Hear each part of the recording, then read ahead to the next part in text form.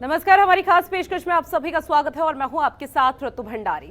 भारत में corona virus की चौथी लहर के संकेत मिलने लगे हैं क्योंकि कोरोना के मामलों को देखा जाए तो पिछले कुछ दिनों से कोरोना मामलों में काफी तेज उछाल देखने को मिला है और फरवरी 2022 के बाद पहली बार एक दिन में 7,000 से ज्यादा केस दर्ज किए गए। और कोरोना का जो सबसे ज्यादा केस देखने को मिल रहे हैं वो है महाराष्ट्र और केरल, जहां सबसे ज्यादा संक्रमितों की पुष्टि हुई। इस बीच सरकार वैक्सीनेशन कवरेज बढ़ाने की रणनीति बना रही है और इसमें भी एक्सपर्ट कमेटी का फोकस वयस्कों के बीच प्रिकॉशन डोज की संख्या बढ़ाने पर दिया जा रहा है, जिसमें हाल के दिनों में गिरावट देखने को भी मिली है। और अब ऐसे में यह सवाल खड़ा होता है कि अचानक से कोरोना केस के बढ़ने की आखिर वजह क्या है। जब कोरोना पूरी तरह से खत्म नहीं हुआ तो भी लोग लापरवाही क्यों कर रहे हैं? क्या सरकारी गाइडलाइन का सख्ती से पालन नहीं किया जा रहा और इस पर नियंत्रण के लिए अगला कदम अब क्या होना चाहिए?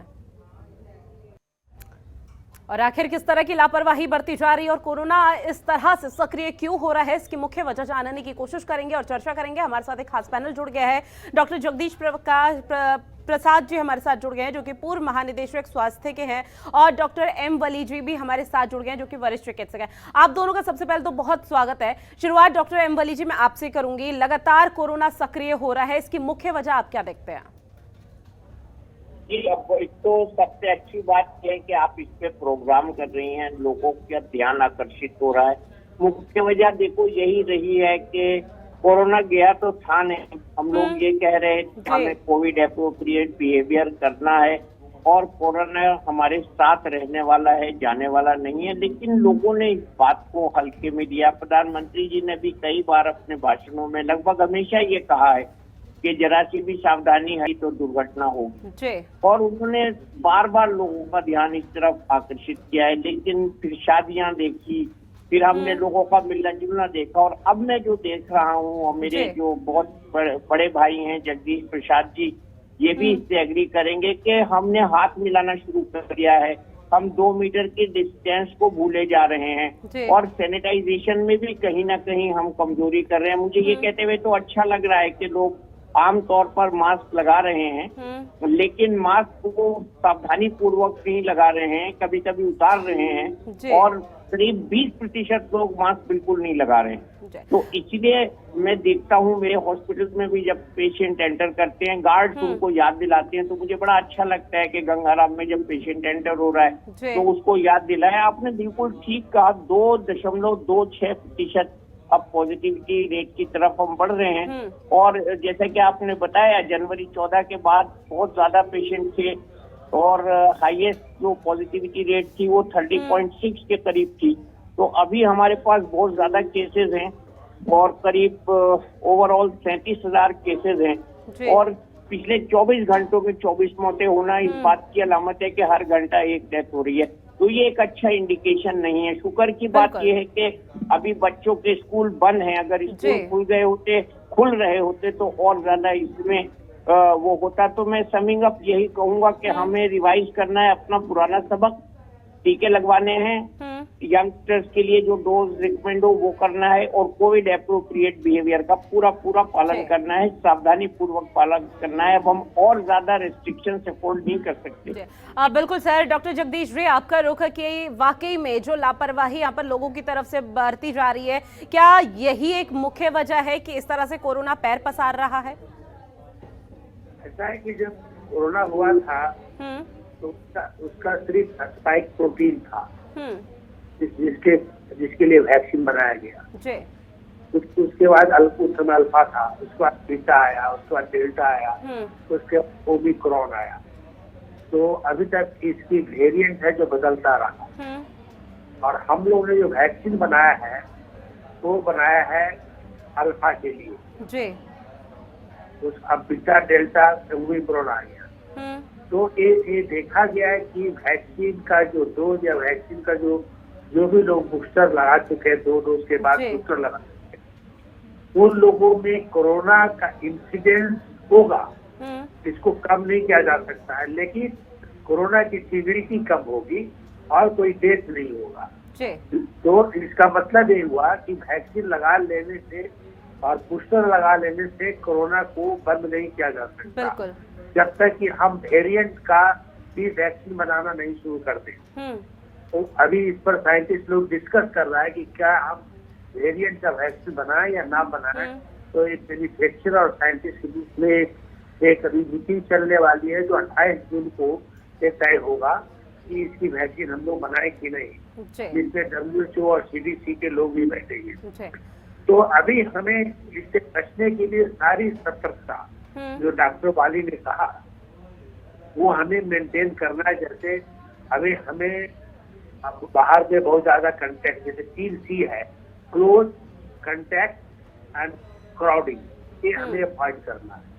हमें मास्क लगाना ही लगाना है। हमें हाथ मिलाने से अभी वंचित रहना है। अगर हम हाथ को भी, जैसे हम किसी को टच करते हैं तब हमें धोना है। और हमें कोशिश करें कि अगर हम क्लोज इंडोर मीटिंग कर रहे हैं तो हमारा बाहर का वेंटिलेशन खुला रहना चाहिए। हम एयर कंडीशनर रूम में मीटिंग ना करें। तो जितनी हम प्रिकॉशन ले रहे थे बचाने के लिए कि कोरोना ना फैले, वो हमें करना पड़ेगा। लेकिन सर एक चीज और समझना आपसे चाहूंगी कि जिस तरह से यहाँ पर चौथी लहर की आशंका विशेषज्ञों की तरफ से जताई जा रही है, हालांकि अभी तक स्टडी यहाँ पर की जा रही है कि आखिर बार कोरोना कब यहाँ पर खात्मा होगा या किस तरह से रोकथाम हो सकती है। लेकिन बीच में विशेषज्ञों की तरफ से कहा था कि जो चौथी लहर है कोरोना की वो आकर वापस जा चुकी है, लेकिन किसी भी तरह की पहली और दूसरी लहर में जो तस्वीरें सामने आई थी वो नहीं आई। लेकिन अब विशेषज्ञों की तरफ से एक बार फिर से स्टडी करने के बाद कहा जा रहा है कि चौथी लहर अब आएगी। तो फिलहाल क्या समझा इस असमंजस की स्थिति को? देखिए, कोई लहरवाइज नहीं है। हमें अगर किसी चीज से बचना है तो हमें वैक्सीन तो पहले प्रायोरिटी पर 100% वैक्सीनेशन होना चाहिए, 100% बूस्टर डोज लग जाना चाहिए। और खास करके जो 50 से ऊपर के लोग हैं, अभी CDC ने, सेंट्रल डिजीज कंट्रोल ने एक एडवाइस दिया है कि जो भी 50 ईयर से ऊपर के लोग हैं, क्योंकि 50 ईयर से ऊपर के लोगों में हमारा एक ग्लैंड होता है, थाइमस ग्लैंड, वो खत्म हो जाता है। तो उसके कारण हमें हर 6 महीने पर 50 ईयर से जो ऊपर के लोग हैं उनको हमें बूस्टर लगाना चाहिए। और उससे कम से कम दो फायदे होंगे। एक तो आप हॉस्पिटल जाने से बच जाइएगा, कोरोना होगा लेकिन हॉस्पिटल जाने से बच जाइएगा। दूसरा, कोई डेथ नहीं, आप डेथ को प्रिवेंट कर सकते हैं। क्योंकि देखा गया है कि इवन हमारा जो स्पाइक प्रोटीन का जो वैक्सीन है वो ओमिक्रॉन, अल्फा या थीटा से डेथ कम करने में काफी सहयोग दिया है, लेकिन इंसिडेंस को कम नहीं किया है। लेकिन कोई उन्होंने फिर एक स्टडी किया अभी बास्केटबॉल टीम के साथ CDC में, तो उन्होंने देखा कि जिसने सेकंड डोज बूस्टर लगा लिया है उसमें इंसिडेंस कम हो गई है। तो हमें वैक्सीनेशन पर जोर देना होगा। हमें सारी प्रिकॉशन लेने जो हम ले रहे हैं, क्योंकि हमारा देश जो है मतलब उतना झेल नहीं पाता अगर कोई हॉस्पिटलाइज होता। आपने देखा होगा सेकंड वेव, लेकिन वेव नाम का कोई ऐसा चीज अब आने वाला नहीं है। अब हमें कोरोना में रहना पड़ेगा क्योंकि इसका वेरिएंट बदलता रहता है। अब या तो आप देखिए कि जैसे इन्फ्लुएंजा है, इन्फ्लुएंजा में 2 तरह की वैक्सीन होती है, नॉर्दर्न हेमिस्फीयर और साउदर्न हेमिस्फीयर। तो फरवरी में कुछ और होते हैं और सितंबर में कुछ और होते हैं। तो हम लोग उसी के अनुसार वैक्सीन को बनाते हैं, लेकिन उसका टाइमिंग हमें मालूम है इन्फ्लुएंजा के बारे में, लेकिन इसकी टाइमिंग हमें नहीं मालूम है, कोविड के बारे में हमें नहीं मालूम, तो हम बता नहीं पाएंगे। तो हमें प्रिकॉशन तो लेना ही लेना है। बिल्कुल प्रिकॉशंस लेने बहुत जरूरी है अगर इस तरह की कोई भी स्थिति पनपती हुई और बिगड़ती हुई नजर ना आए तो। डॉक्टर एमवली जी, जिस तरह से यहाँ पर पहली और दूसरी लहर की तस्वीरें आई थी और किस तरह से हताहत हर कोई होता हुआ नजर आया था, क्योंकि एक चिंता माथे पर साफ देखी जा रही थी और शिकन बन चुकी थी कि अब इसकी रोकथाम कैसे की जाएगी। क्या उस तरह की किसी भी तरह जो पहली और दूसरी लहर में हमने तस्वीर देखी वो दोबारा सामने आ सकती है? क्योंकि पहली लहर में लोगों को जागरूक करने की बहुत ज्यादा जरूरत थी कि आखिर कोरोना है क्या। दूसरी लहर में काफी तादाद में लोग समझ चुके थे कि कोरोना कितना हावी हो सकता है, लेकिन अब चूंकि चौथी और कई लहरें आ चुकी है और उसके बाद कोविड एक बार फिर इस तरह से सक्रिय हो रहा है, तो लगता नहीं है कि अब लोगों के पास वो समय है कि जब जागरूक उनको करना पड़ेगा। अब तो लोगों को खुद से जागरूक होने की जरूरत है। हाँ, आपने इसको ठीक तरह से कहा। मैं इसमें और आगे ये क्लासिफाई करूंगा कि शुरू में हमको पता नहीं था कि ये क्या है, कैसे इसका इलाज करना है, नई नई चीजें आ रही थी, बहुत सी चीजें आई और वो चली गई। रेमडेसिविर तक बहुत सी चीजें आई, फिर हाइपर इम्यून सीरम लगे। अब सबका रोल हमें पता लग गया है कि कोई खास रोल नहीं है। खास रोल बस एक ही चीज का है, मास्क का और वैक्सीनेशन का। ये दो चीजें पता लग गई हैं।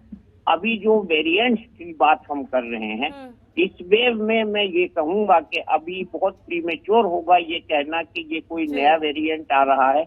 अभी लेटेस्ट हमारे पास जो इंफॉर्मेशन है वो ओमिक्रॉन है, और आगे चल के हम जेनेटिक इसकी स्टडी करेंगे, सीक्वेंसिंग करेंगे तो पता लगेगा कि कोई डिफरेंट ये वायरस का म्यूटेशन है, तो उसकी भी हम अभी बात नहीं कर सकते। जहां तक ऑक्सीजन का सवाल है, ऑक्सीजन तब भी थी, अब भी है, लेकिन उस समय इतनी अफरा तफरी मच गई थी कि लोगों ने इंडस्ट्रियल ऑक्सीजन यूज की, ऑक्सीजन की कमी हुई, ऑक्सीजन बेड्स नहीं थे। अब गवर्नमेंट ने सब इंतजाम कर दिया है, प्राइवेट हॉस्पिटल्स में भी सब इंतजाम है।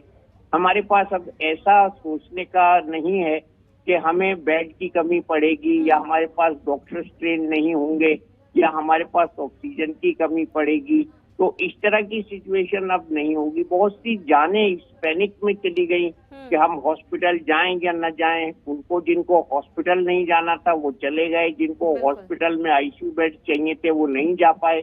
तो ये वाला विरोधाभास वाली जो सिचुएशन थी वो अनभिज्ञता के और लैक ऑफ एक्सपीरियंस की वजह से थी। और इंडिया में इतना बड़ा नंबर्स है जो हमने ट्रीट किया है पेशेंट्स का, और हमारे नंबर से हम बहुत ज्यादा सीख जाते हैं।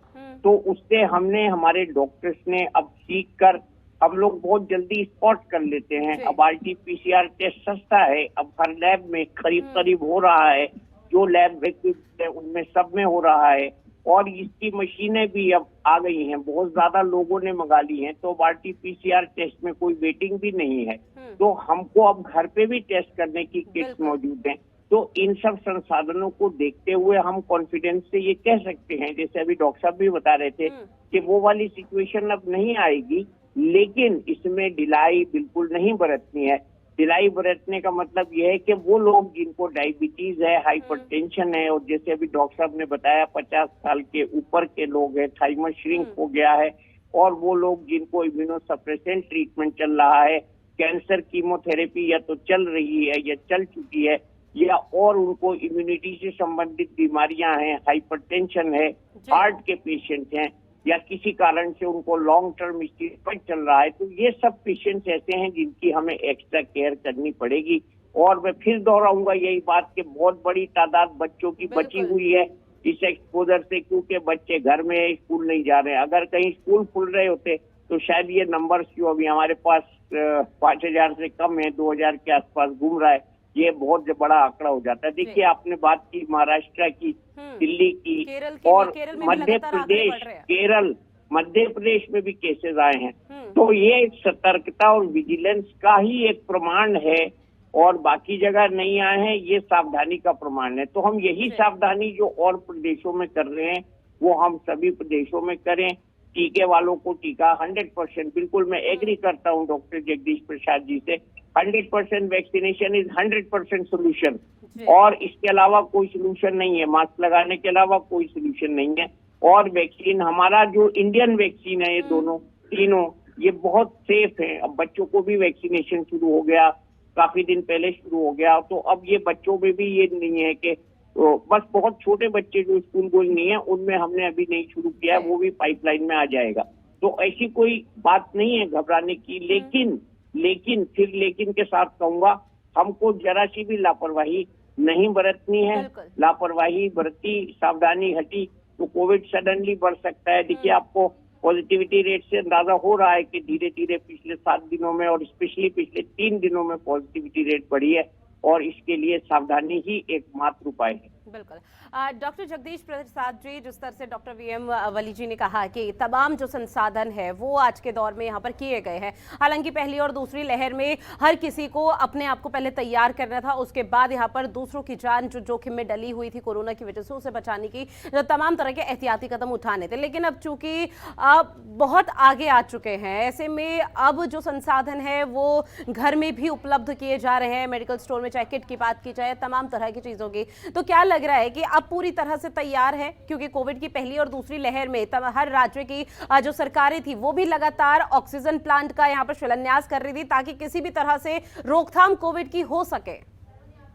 अभी ऐसा है मैडम, 2-3 बातें आपको बताना चाहते हैं और आपके थ्रू सारे राज्य सरकार, केंद्र सरकार है कि हमारा जो स्वास्थ्य का इंफ्रास्ट्रक्चर है वो बहुत ही अच्छा नहीं है, बहुत ही अच्छा नहीं है। एकदम आप समझ लीजिए अच्छी तरह से, बिल्कुल, और लोग भी समझते हैं। लेकिन क्योंकि वैक्सीनेशन लग है और वैक्सीनेशन के बाद बूस्टर भी लगना शुरू हो गया और हम कह रहे हैं कि मैक्सिमम लोगों को वैक्सीन लगा दिया है, तो जिनको वैक्सीन और बूस्टर लग चुका है वैसे लोगों को हॉस्पिटलाइजेशन और डेथ होने का सवाल नहीं पैदा होता। लेकिन इंसिडेंस होगा और हमें उसकी तैयारी हमेशा रखनी पड़ेगी, इसलिए हम ढिलाई नहीं करने पड़ेगी अस्पतालों में, समझे कि नहीं। कब वेरिएंट बदल जाए, बिल्कुल, क्योंकि आप देखिए 3-4 वेरिएंट आ गया, लेकिन जो भी आदमी वैक्सीन लगाए हुए थे या बूस्टर लगाए हुए थे,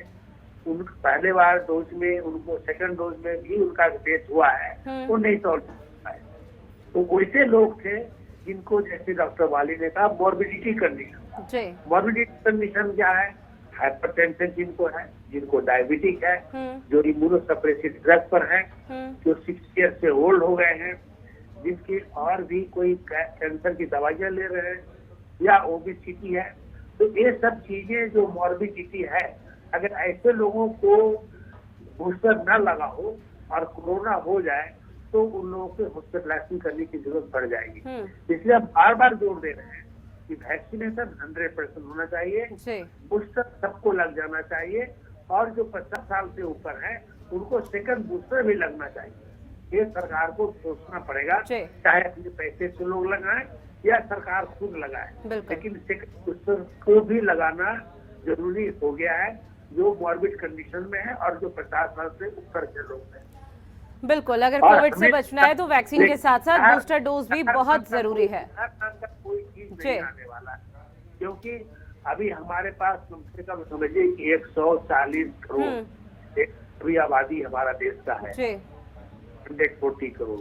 तो हम समझते हैं कि 120 करोड़ का तो वैक्सीन लगी गया होगा, तो उनका सेकंड डोज भी लग गया है, उनका बूस्टर लग जाना चाहिए या बूस्टर लगवा लें। तो हमें डेफिनेटली है कि उतनी मॉर्बिडिटी, उतनी मोर्टिलिटी जो सेकंड वेव में हुआ है वो नहीं होगा, उतना हॉस्पिटलाइजेशन की जरूरत नहीं पड़ेगी जितना नहीं होगा। और लेकिन वेरिएंट बदलते रहेंगे, ये कोई प्रिडिक्ट नहीं कर सकता अभी आज के दिन में कि वेरिएंट बदलेंगे, क्योंकि 4 साल में ही 3 वेरिएंट आ चुका और उसका भी हम लोग देख चुके।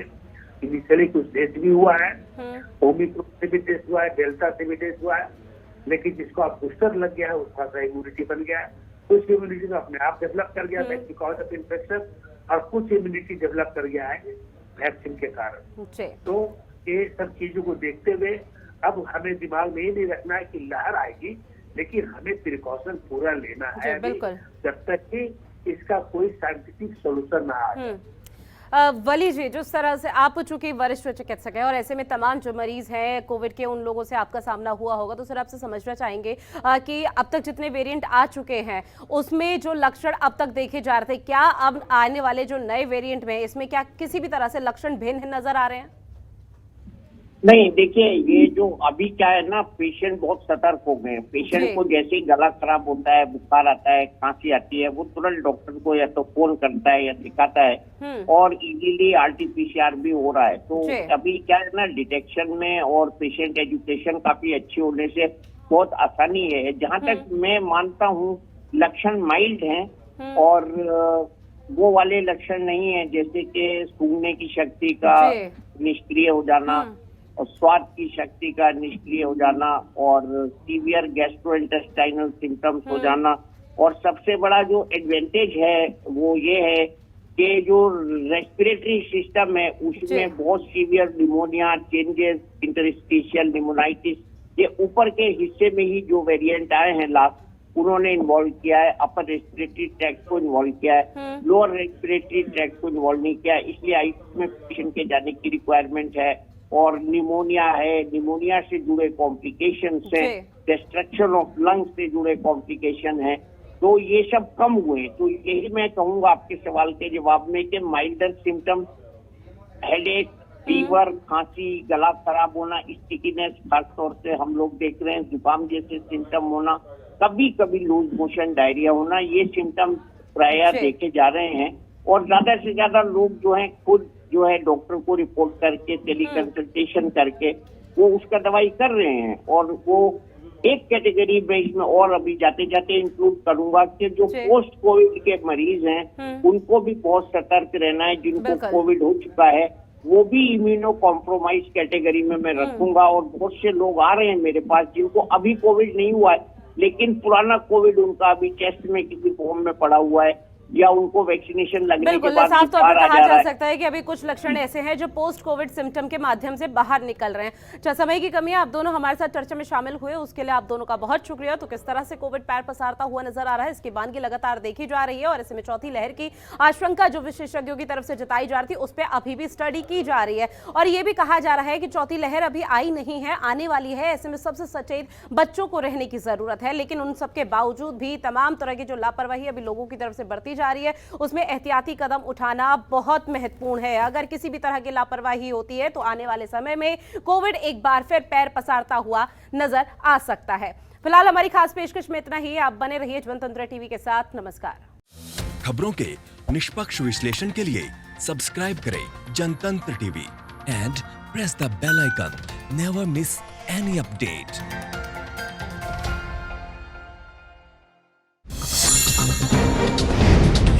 डाउनलोड कीजिए जनतंत्र टीवी ऐप को, जो कि अवेलेबल है गूगल प्ले और ऐप स्टोर पर। अधिक जानकारी के लिए अभी डाउनलोड करें।